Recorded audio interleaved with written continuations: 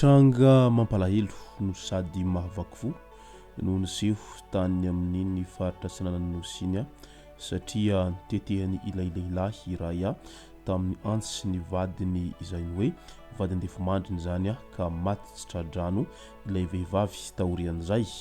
ka ny pitsopitsony mahakasika an'izay ny fakafakaina amintsika atao anatin'ity vidéo ity ka manasantsika rehetra anaraka an'ity vidéo ity hatramin'ny farany.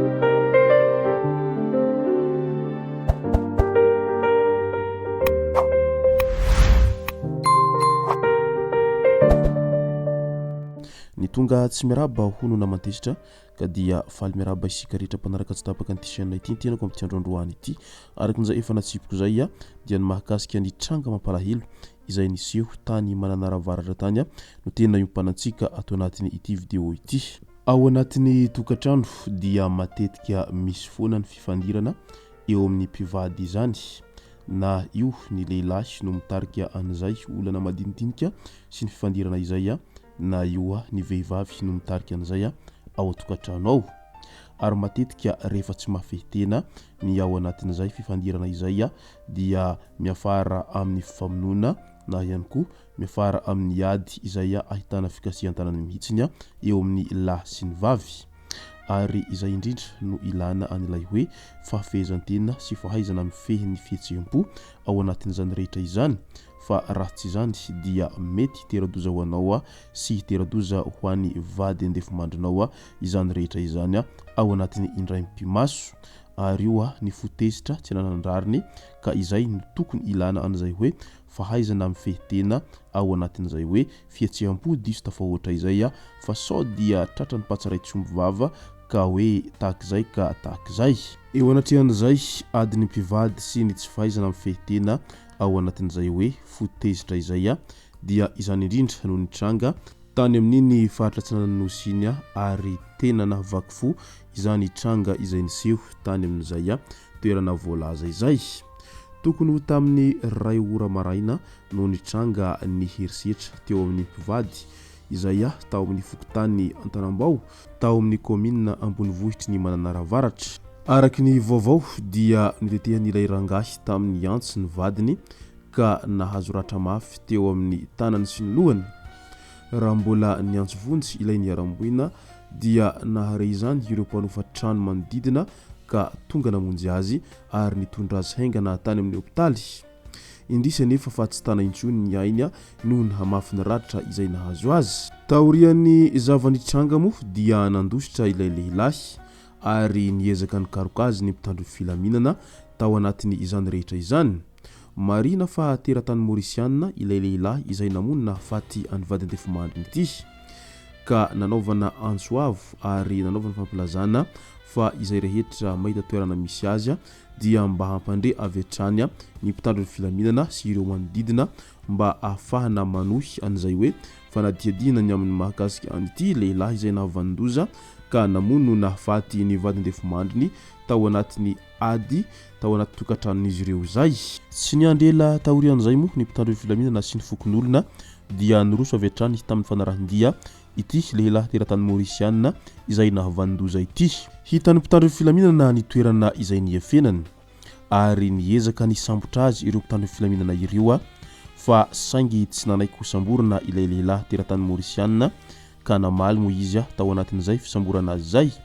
ka nanomboka teo raikitra ny fanjevona ka tsy maintsy nampiasa hery sy fitaovam-piadiana teny amin'ny mpitandro filaminana ka nitifitra avy hatrany ilay teratany Mauritiana. Vokany dia maty tsy tradrano ilay teratany Mauritiana taorian'izay fifanjevony tamin'ny mpitandro filaminana izay ka lasa faty anankiroa be izao zany no ndray niambenana tao amin'izay mananaravaratra izay tao anatin'ity tranga izay niseho tany mananaravaratra izay. Ny ray ilay vehivavy izay novonoiny ity rangahy vadiny izay teratany Mauritiana ity ary ny faty faharoa kosa dia ny faty n'ilay teratany Mauritiana izay maty voatifitry ny mpitandro filaminana tao anatin'izay fanjevona izay. Tena mampalahelo ity tranga izay niseho tany mananaravaratra ity ka dia mankahery ny fianakaviany manamanjo amin'ity loza izay nahazo ny havan'izy ireo zao. Raha ny hita amin'ny sary aloha dia tena vehivavy izay mbola tanora dia tanora, ilay vehivavy izay maty noho ny hetraketraky ny tokantranon'izy ireo zay ary noho ny hetraketraky n'izay hoe tsy fahafehezan-tena ao anatin'ny fotezitra izay ka izay indrindra no ankaherezana ny fianakaviany manamanjo ao anatin'ny izao tranga izay niseho tany mananaravaratra izao. Fa ho anareo ry vehivavy na ihany koa ho anareo ry lehilahy ao anatin'ny tokantrano dia mahaiza ihany mifampiresaka tsara rehefa misy ny tahaka an'izao fa sao dia hoentiny ilay fotezitra ka eo vao hifamono eo. Fa io moa zany matoa misy izay hoe adiady sy ny fifampikasihan-tanana izay ao anatin'ny tokantrano dia io tsy misy an'izany hoe vy maneno tokana izany fa matoa misy izay rehetra izay dia tsy maintsy misy ny zavatra izay tsy nilamina atao ka izay indrindra no tokony halamina ao anatin'ny fifampiresahana sy fotony tsara mba hialana amin'ilay hoe fifampikasihan-tanana izay ary hanatra foana ho an'ny tsirairay indrindra fa ho anareo vehivavy izay ao an-tokantrano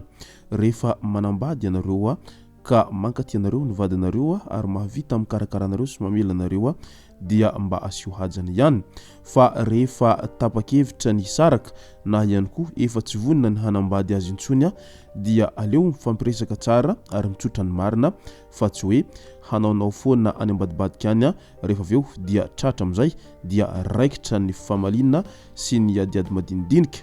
ary ao anatin'izany rehetra izany